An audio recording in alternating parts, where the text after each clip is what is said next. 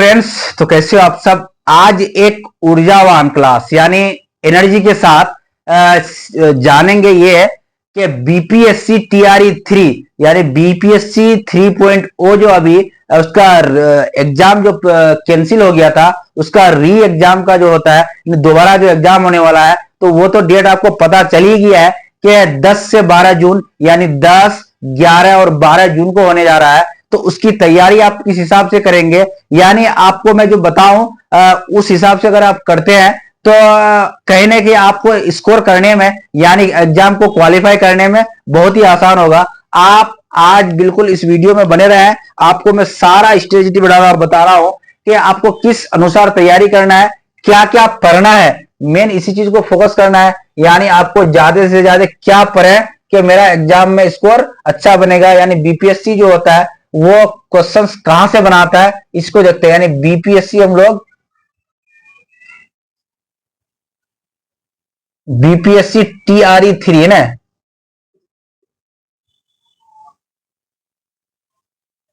आज हम लोग बात किस पे करेंगे, बीपीएससी टीआरई 3.0 री एग्जाम का शेड्यूल है। जिनका पिछले बार एग्जाम में सही से नहीं कर पाए थे उसके लिए तो बहुत अच्छा मौका है, और जो एग्जाम अच्छे से दे के आए थे एग्जाम जो ही कैंसिल हुआ उसके लिए तो बहुत ही अफसोस की बात है। लेकिन ये मौका है उसके लिए जो एग्जाम खराब करके आए थे इस बार अच्छा से करें। तो क्या क्या पढ़े मैं आपको इसकी जानकारी दे रहा हूं। यानी आपको सभी सब्जेक्ट्स तो बहुत सारे हैं इसमें भी पढ़ने के लिए, जैसे करेंट अफेयर्स पढ़ना है, साइंस पढ़ना है, मैथ पढ़ना है, ईवीएस पढ़ना है, हर कुछ पढ़ना है। लेकिन हम लोग किस चीज पे फोकस करा ज्यादा है, कहां से क्वेश्चंस बनते हैं, तो मैं आपको बता दूं ज्यादा से ज्यादा आपको किस चीज पे फोकस करना है भाई।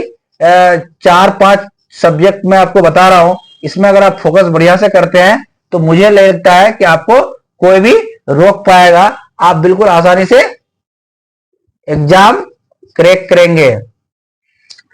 आपको मैथ्स को देखना है, मैथ्स रीजनिंग मिला करके, मैथ्स प्लस रीजनिंग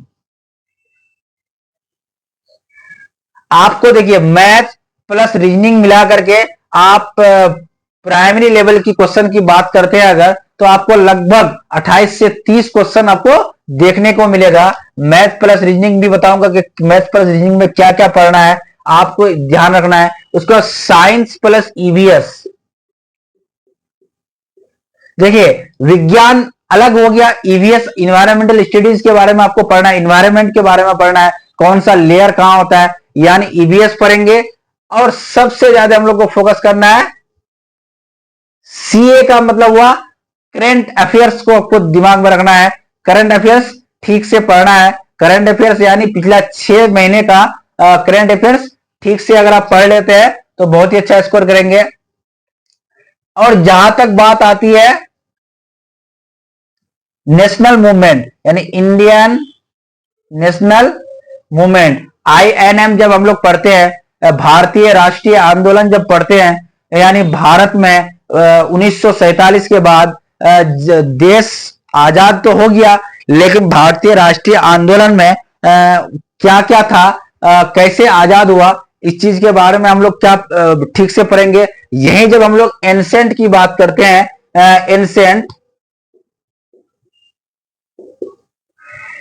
एंसेंट को आपको बहुत कम पढ़ना है। यानी आप ये सोच लीजिए कि एंसेंट आप बहुत ही कम पढ़ेंगे, एंसेंट को उतना पढ़ने की जरूरत नहीं है, उससे बहुत ही कम क्वेश्चन आता है, क्योंकि आपके पास टाइम बहुत कम है। जब कम टाइम होता है तो आपको सही वे में पढ़ना है, तो आप मेरे अनुसार एंसेंट को कम पढ़ें, नेशनल मूवमेंट को पढ़ लें, करंट अफेयर्स को पढ़ लें, साइंस ईवीएस को पढ़ें, रीजनिंग और मैथ। यानी आपको अगर स्कोर करना है, ठीक से स्कोर करना है अगर बढ़िया से, तो आप मैथ्स को फोकस करें बढ़िया से, मैथ और रीजनिंग और साइंस और करंट अफेयर्स, ये 3 सब्जेक्ट आपको यानी कैप्सूल की तरह काम करेगा। सारा क्वेश्चन जो बनता है लगभग इसी से बनता है, तो इसलिए आपको एंसेंट पढ़ के पता लगा कि सारा एंसेंट हिस्ट्री हम लोग पढ़ लिए, इतना हिस्ट्री पढ़ लिए, लेकिन क्वेश्चन आया कितना, 1 से 2 क्वेश्चन आया। कितना आया भाई, 1 या 2 आया। लेकिन मैथ और रीजनिंग में आपको मैं बता दूं 28 से 30 क्वेश्चन आपको 100% आएगा। जब उतना आएगा तो मैं 1-2 क्वेश्चन के लिए इतना क्यों पढ़ूं। आप एक दो क्वेश्चन के लिए अगर एंशियंट हिस्ट्री पढ़ना चाहेंगे, मुगल वंश पढ़ते रहिए, खिलजी वंश पढ़ते रहिए, पता लगा कि पूरा पढ़ते पढ़ते हालत खराब हो गई, लेकिन एग्जाम में कुछ भी नहीं आया। तो मैथ रीजनिंग में हमको क्या पढ़ना है आपको मैं बता दूं।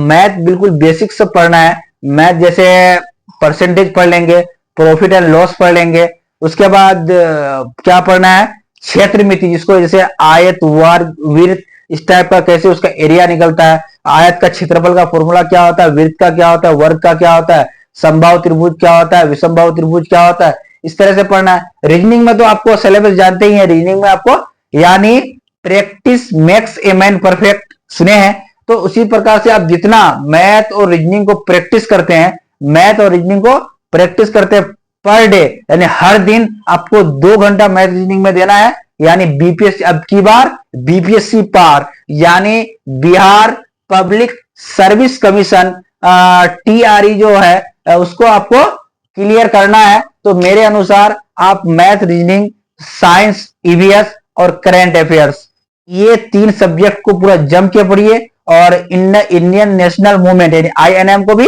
आपको बढ़िया से करना है। और दूसरी बात, क्वेश्चंस कुछ कुछ रिपीट होता है, जैसे बीपीएससी टीआरई 1, जैसे टीआरई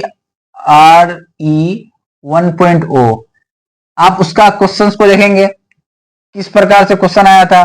टीआरई 2.0 वो देखेंगे, उसके बाद टीआरई 3.0।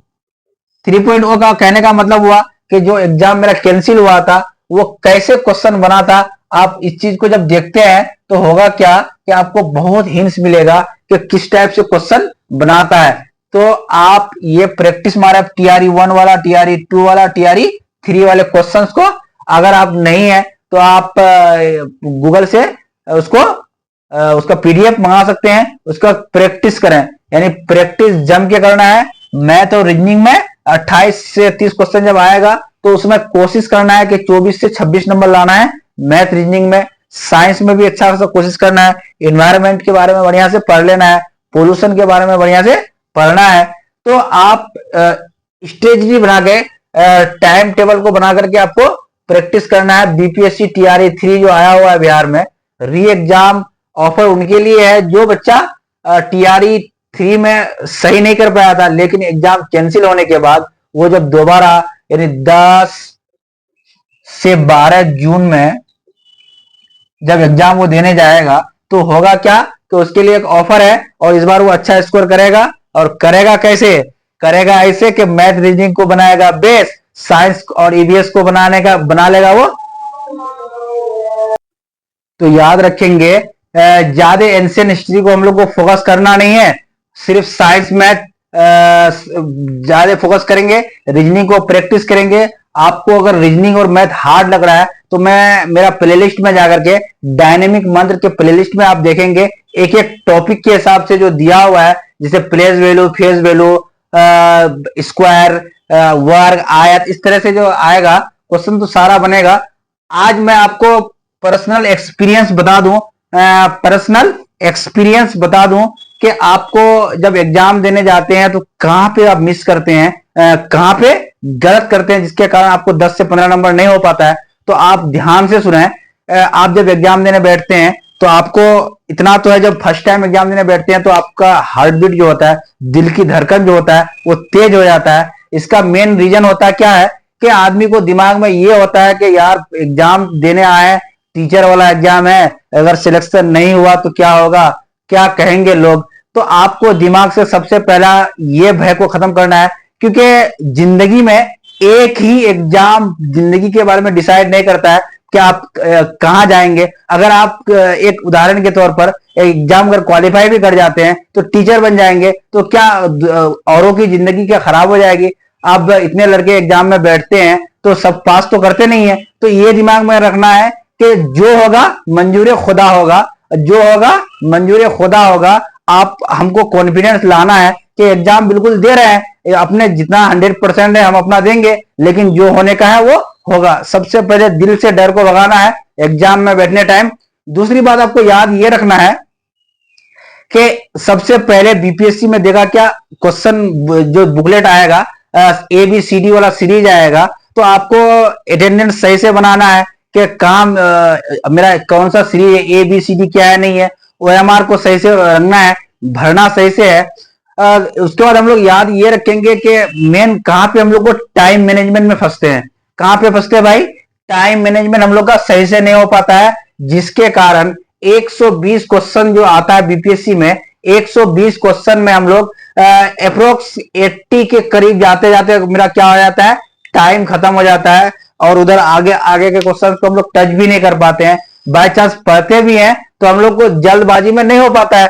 तो हम लोग को शुरू से टाइम मैनेजमेंट कैसे करेंगे, तो इस चीज के लिए अभी आपके पास टाइम है, यानी टाइम मैनेजमेंट करने के लिए आपके पास टाइम है। कैसे? क्योंकि अभी जून में एग्जाम होने वाला है, तो आपके पास अप्रैल अगर खत्म भी मानते हैं तो पूरा मई बचा हुआ है, एक महीना बचा हुआ है। 30 दिन अगर आप क्या करेंगे, 30 प्रैक्टिस सेट मारेंगे। क्या करेंगे भाई?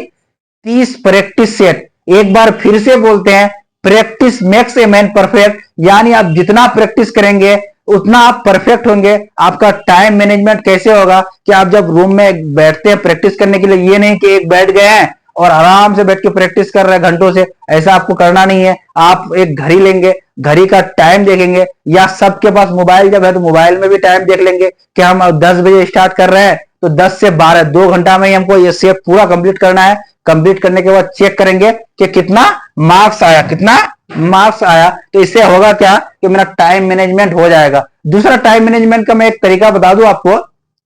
एग्जाम में क्या करना है आपको, एग्जाम में जैसे 1 नंबर क्वेश्चन बनाया, 2 नंबर बनाया, 3 नंबर बनाया, 4 नंबर मुझे नहीं आ रहा है, बिल्कुल नहीं आ रहा है, पता ही नहीं कि क्या है, उसका चले जाते हैं 5 नंबर में, 5 नंबर बना लिए, 6 नंबर पता नहीं, 7 नंबर भी पता नहीं, 8 नंबर भी पता नहीं है। इस तरह से हम लोग चले आते हैं। उस तरह पूरा पढ़ने के बाद होगा क्या, ओएमआर में आप रंगने पकड़ते हैं, एक तो रंग देते, 2 भी रंग देते, 3 भी रंग देते, 4 जब छोड़ दिए फिर 5 रंगे, तो आपका क्या होगा कि दोबारा जब उसको सोचेंगे कि दोबारा उसको पढ़ेंगे तो आपका टाइम चला जाएगा। क्यों? क्योंकि मैं आपका अपना पर्सनल एक्सपीरियंस बता रहा हूं कि हम लोग जब बीपीएससी टीआरई 1 और टीआरई 2 वाला एग्जाम दिए थे, उसमें सिलेक्शन भी हुआ था, लेकिन रीजन था एनआईओएस के कारण हम लोग को आउट कर दिया गया। लेकिन हुआ ये है कि आप सुने होंगे कि बीपीएससी हो या यूपीएससी हो, यूपीएससी उन्हीं लोग अक्सर पढ़ाते हैं जो यूपीएससी की तैयारी किए हुए होते हैं, क्योंकि उसको पर्सनल एक्सपीरियंस होता है। यानी जरूरी नहीं है कि उसमें सिलेक्शन पाना बाय लक हम लोगों का नहीं हुआ, उसमें कोई दिक्कत की बात नहीं है। जो भी होता है मंजूरी खुदा होता है, अल्लाह को जो बेहतर होता है, जो ईश्वर को अच्छा लगता है वही करता है। तो इसका मतलब हम लोग को याद रखेंगे कि ओएमआर में जब हम लोग रंगेंगे, यानी ओएमआर जब भरेंगे, तो होगा क्या कि आपको एक तरफ से बनाना है, दूसरों के भरोसे में नहीं रहना है। यानी ये नहीं सोचना है कि बगल वाला से हमको बता के देंगे। अगर आपको एक क्वेश्चन बता के देगा अभी, तो 5 मिनट का आपका समय चला जाएगा। समय यानी टाइम का बहुत ही उसमें महत्व होता है।